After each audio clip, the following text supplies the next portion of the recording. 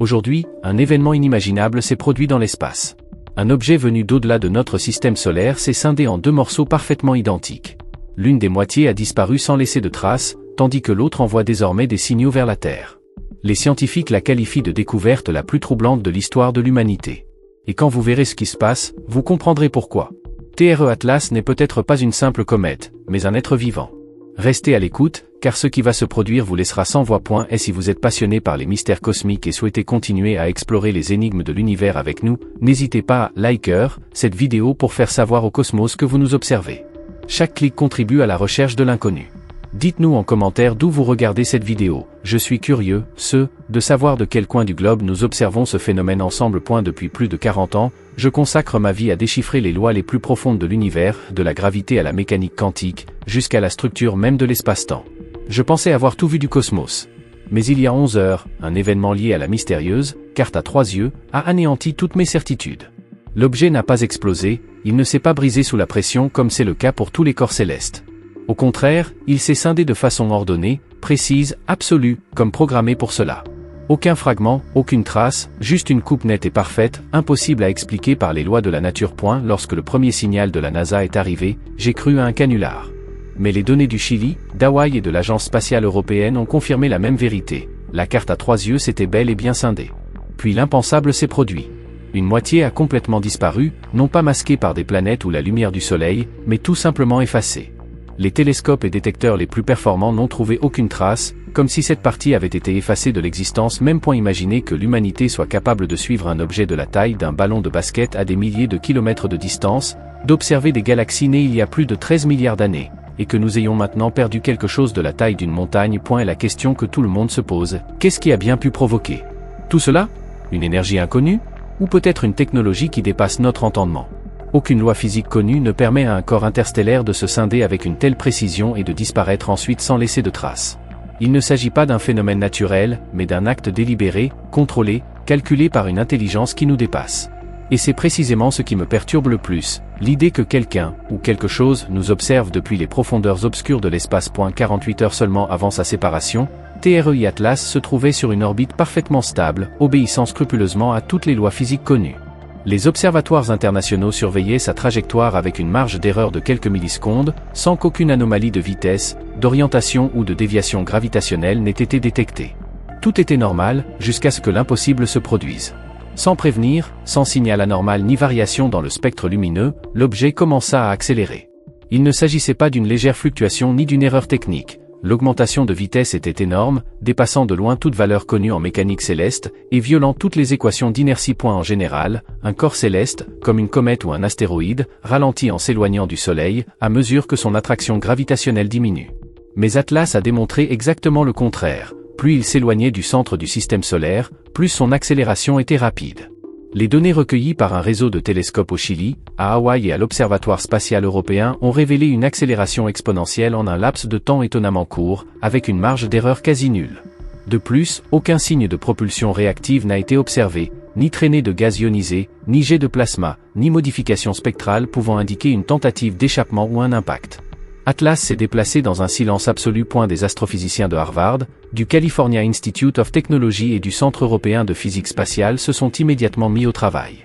Ils ont examiné toutes les hypothèses possibles, l'influence gravitationnelle de planètes géantes comme Jupiter, les effets des champs magnétiques interplanétaires, le vent solaire, et même la possibilité que du gaz se soit échappé d'une cavité interne de l'objet. Mais tous les modèles ont abouti à la même conclusion troublante, aucune explication naturelle n'était plausible. Les données n'ont révélé aucun phénomène physique connu susceptible d'expliquer cette forme d'accélération. Cet événement a contraint la communauté scientifique à envisager une hypothèse encore plus troublante. Atlas ne serait pas un objet naturel. Sa stabilité initiale, son accélération intentionnelle et la division parfaite qui s'en est suivie semblent indiquer une technologie très avancée, bien au-delà de nos connaissances actuelles. Pourrait-il s'agir d'une sonde interstellaire se faisant passer pour un corps céleste ? Ou peut-être d'un instrument d'observation envoyé par une civilisation utilisant des principes énergétiques qui nous sont totalement inconnus. Si ces hypothèses sont correctes, alors TRE Atlas n'est pas seulement une énigme astronomique, mais un message.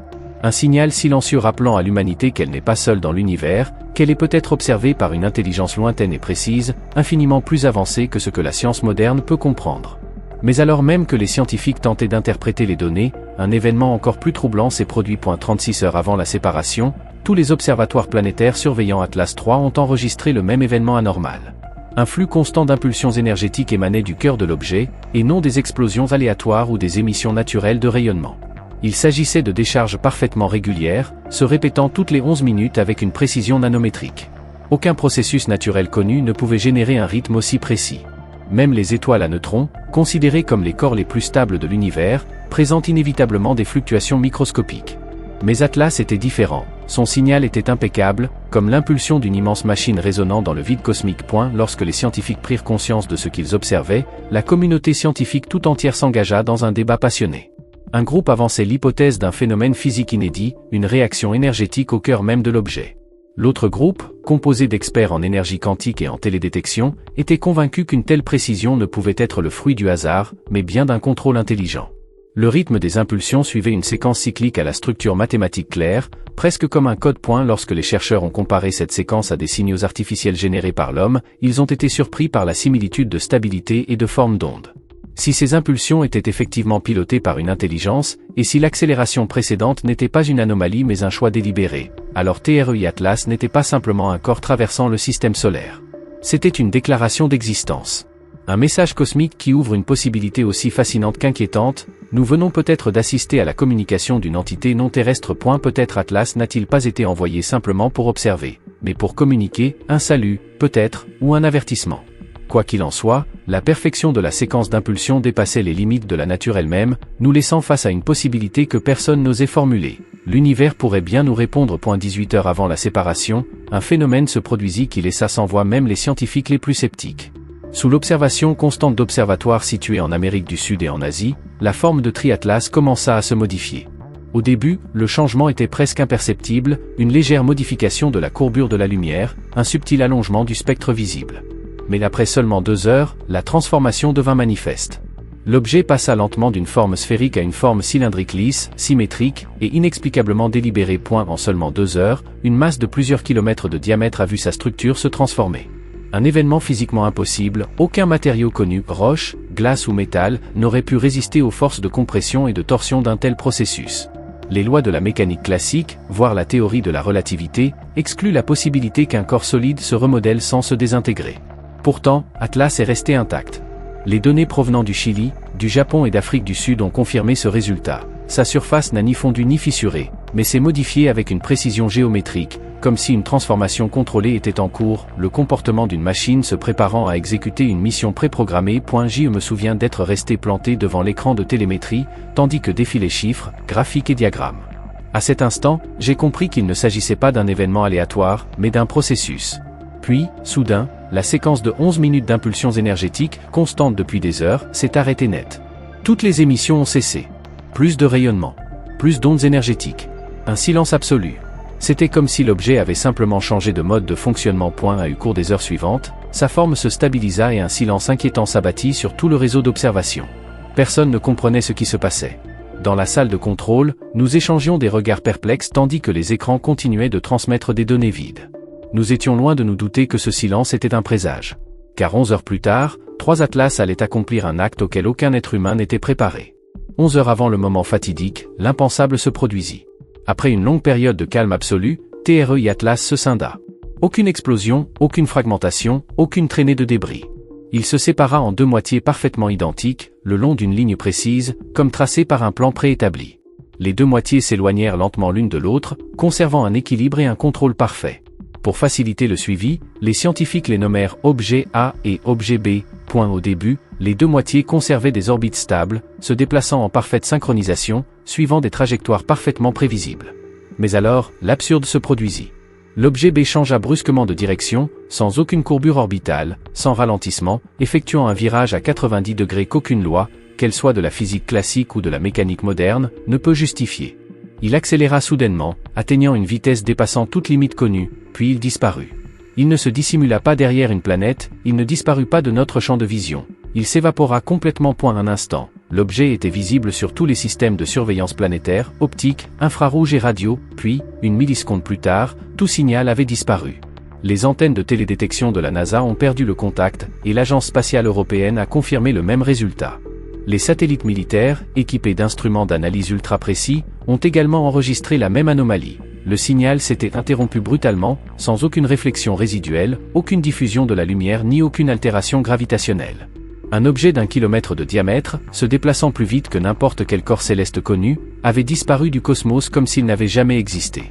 Aucun phénomène naturel connu ne pouvait expliquer une disparition aussi parfaite. Des rumeurs inquiétantes commencèrent à circuler depuis les centres de contrôle.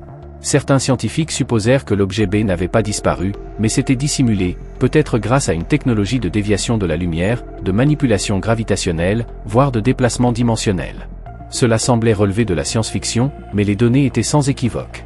Nous étions contraints d'envisager l'impossible, car si l'objet B était réellement capable de se rendre invisible à toute forme d'observation humaine, alors il était toujours là, silencieux, invisible, et peut-être même en train de nous observer. 4 heures après la séparation, alors que des observateurs du monde entier tentaient de localiser le fragment manquant, une nouvelle anomalie est apparue. Elle ne provenait pas de la moitié perdue, mais de la moitié restante. Tout a commencé par un léger murmure dans le champ radio, un petit bourdonnement qui semblait au premier abord un simple bruit de fond. Mais lorsque l'équipe d'Ursibo a nettoyé le signal, ce qui en est ressorti a stupéfié tout le monde. Il ne s'agissait pas d'une perturbation aléatoire, mais d'une structure cohérente, une séquence de tonalités montant et descendant avec une précision mathématique, formant des rapports identiques à des nombres premiers. C'était le même type de signal que celui envoyé par l'humanité dans l'espace profond avec le disque doré de la sonde Voyager, sauf que cette fois, nous n'étions pas à l'origine de l'émission. Pendant exactement 31 minutes, le signal a persisté, parfait, constant, dirigé vers toutes les principales stations d'écoute de la planète, mais seule celle pointée vers 3 Atlas pouvait le recevoir. Rien dans le ciel n'émettait un tel signal. Et c'est là que les choses sont devenues encore plus troublantes. Le signal ne se propageait pas vers l'extérieur, mais convergeait plutôt vers les coordonnées exactes où l'objet B avait disparu. Comme un appel. L'autre moitié de Tri Atlas sembla émettre un bip, comme pour transmettre des instructions, ou peut-être un signal de réveil. Puis, à la fin de la dernière impulsion, toutes les transmissions cessèrent. De nouveau, le silence total. Mais cela ne dura que quelques minutes. Peu après, des capteurs spatiaux détectèrent une faible mais indubitable ondulation gravitationnelle provenant d'un point situé à près de 2 unités astronomiques plus près de la Terre. Ce qui avait disparu ne s'était pas seulement caché, il était en mouvement. Et maintenant, il se dirigeait vers nous. À mesure que les relevés gravitationnels se stabilisaient, il devint évident que la moitié perdue de TRI Atlas n'était plus portée disparue. Elle était en mouvement, et les premières données indiquaient que sa trajectoire la dirigeait droit vers la Terre. Au départ, cela semblait un simple passage, une traversée inoffensive à la périphérie du système solaire. Mais à mesure que les mesures se poursuivaient, tout changea. La vitesse de l'objet augmentait de façon exponentielle, et les légères variations de son orbite étaient loin d'être aléatoires. Chaque changement de son vecteur vitesse était précis, conforme aux lois de la mécanique orbitale. Toutes les données convergeaient vers la même conclusion inquiétante. L'objet ne se contentait pas de se déplacer, il s'orientait. La NASA, Harvard et l'Agence spatiale européenne ont gardé le silence, qualifiant l'événement de simple anomalie gravitationnelle. Mais dans les communications internes cryptées, le discours était tout autre. Plus personne ne parlait de phénomènes naturels. Des enregistrements divulgués ont par la suite révélé quelque chose d'effrayant. Les variations orbitales présentaient des signes évidents d'un contrôle actif exercé par une source inconnue. Lorsque le télescope spatial James Webb a pointé ses capteurs vers l'objet grâce à l'optique adaptative, l'image apparue a laissé l'équipe sans voix. Aucun cratère, aucune poussière, aucune irrégularité. Seule une surface légèrement réfléchissante, lisse comme du métal liquide, parfaitement symétrique et dépourvue de toute structure géologique naturelle, apparaissait. L'analyse spectroscopique révéla que sa composition ne correspondait à aucun matériau connu du système solaire, et sa réflectivité quasi parfaite suggérait une structure construite à cet effet. Puis, un événement encore plus déconcertant se produisit. TRI Atlas, voyageant à des millions de kilomètres par heure, ralentit. Une décélération douce, régulière et précise, au moment même où elle pénétrait sur l'orbite extérieure de Jupiter. Aucune poussée visible, aucune émission d'énergie, aucun impact. Juste un ralentissement parfait, un phénomène qu'aucune loi de la physique ne peut expliquer sans le recours à une technologie de contrôle des forces extrêmement avancée. À partir de ce moment, toutes les agences spatiales du monde ont gardé le silence. Plus de communiqués de presse, plus de conférences de presse. Le dernier message reçu par notre équipe était un bref message crypté envoyé par le réseau de surveillance interplanétaire, objet B en vol stationnaire. Aucun autre mouvement détecté. En attente d'instruction. Voilà le message. Pas de signature, pas de code d'identification, juste une suite finale de caractères incompréhensibles que personne n'a encore réussi à déchiffrer.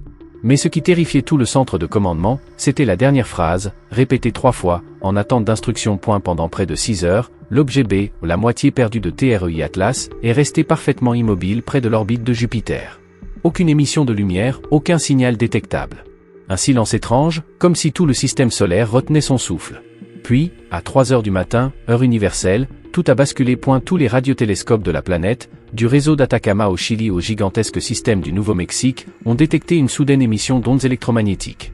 Il ne s'agissait pas d'un bruit aléatoire, mais d'un signal parfaitement focalisé, synchronisé avec la position de TREI Atlas. Après des heures d'inactivité complète, l'objet s'est remis en marche, émettant des impulsions de fréquences multiples, rayons gamma, ondes métriques, rayons X, le tout agencé selon un schéma trop précis pour être fortuit. À premier abord, tout semblait chaotique, mais l'analyse des données par spectrométrie a révélé un phénomène troublant. Les formes d'ondes présentaient des motifs symétriques évoquant des plans techniques, voire des diagrammes complexes. Ces impulsions n'étaient pas de simples signaux, c'étaient des instructions. Mais la véritable question était, destinée à qui, car les transmissions ne se propageaient pas dans l'espace lointain. Non, elles étaient dirigées directement vers la Terre. En quelques minutes, plusieurs satellites en orbite cessèrent de communiquer. Certains systèmes de défense interprétèrent l'événement comme une anomalie solaire, une perturbation cosmique.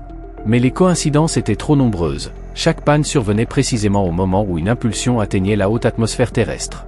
C'était comme si l'objet B n'envoyait pas un message, mais activait quelque chose de déjà présent sur Terre. Et la NASA a réagi immédiatement, isolant les données, déconnectant les observatoires et réorientant les télescopes. Mais des astronomes indépendants ont maintenu leur ligne de transmission active suffisamment longtemps pour enregistrer un dernier détail troublant. La moitié restante de TREI Atlas était toujours à sa position initiale. Cependant, l'objet A avait commencé à émettre une lumière profonde et continue, pulsant sous la surface en parfaite synchronisation avec les signaux envoyés par son homologue. L'un a émis. L'autre a répondu. Et ensemble, ils semblaient tout juste commencer à se réveiller. Au cours des 12 dernières heures, les deux moitiés de TREI Atlas ont recommencé à se déplacer. Non pas de manière aléatoire, ni par dérive, mais avec un objectif précis. L'objet A le plus brillant, resté au-delà de l'orbite de Mars, a commencé à tourner lentement, de façon contrôlée, comme s'il préparait quelque chose. L'objet B, celui qui se trouve près de Jupiter, reproduit chaque mouvement de son jumeau avec une précision troublante. Chaque degré de rotation, chaque angle, correspond parfaitement, c'est comme si les deux fragments étaient synchronisés, alignés par une force invisible.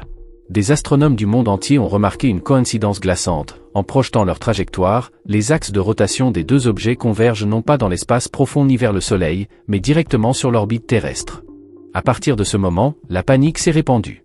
Les réseaux privés et les forums cryptés ont été inondés de fuites provenant des agences spatiales. Une personne au sein de l'ESA a affirmé que les deux moitiés généraient un champ magnétique commun, une gigantesque structure électromagnétique les reliant. Un autre document divulgué montrait des signatures énergétiques similaires à celles observées lors des premières expériences avec des accélérateurs de particules, mais à l'échelle planétaire. Autrement dit, les deux fragments d'Atlas 3 n'étaient pas seulement alignés, ils formaient un système. Puis, un phénomène encore plus inquiétant se produisit. Au moment précis où l'alignement commença, le champ magnétique terrestre enregistra d'infimes fluctuations. Les boussoles dévièrent de quelques degrés, la précision du GPS chuta brutalement, et même les oiseaux migrateurs semblèrent changer de direction en plein vol. Un instant, l'équilibre invisible de la planète parut vaciller, comme si une force immense et lointaine avait effleuré la limite de l'énergie terrestre, une vague traversant l'océan invisible de l'espace. Maintenant que le lien entre les deux objets semble se renforcer, une question résonne dans les laboratoires, les observatoires, les centres de contrôle de la NASA et au-delà. Que se passera-t-il lorsque les deux moitiés se rejoindront réellement? Merci d'avoir suivi cette exploration. Si les mystères du cosmos vous fascinent, n'hésitez pas à liker et à vous abonner à la chaîne pour ne manquer aucune découverte. Dites-nous en commentaire ce que vous pensez qu'il se passe réellement dans l'univers. Votre avis nous aide à continuer de vous emmener dans de nouveaux voyages à travers celui-ci. À bientôt dans la prochaine vidéo.